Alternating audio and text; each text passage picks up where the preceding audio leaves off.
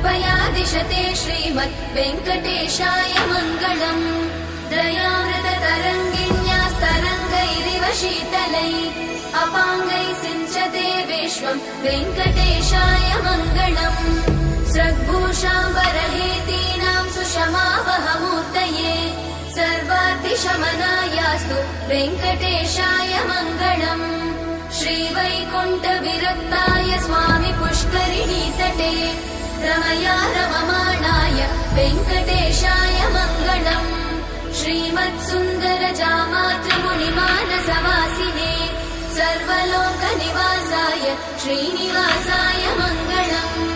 मङ्गलाशासनपरै मदाचार्य पुरोगमै सर्वैश्च पूर्वैरचार्ये सत्कृतायास्तु मङ्गलम्।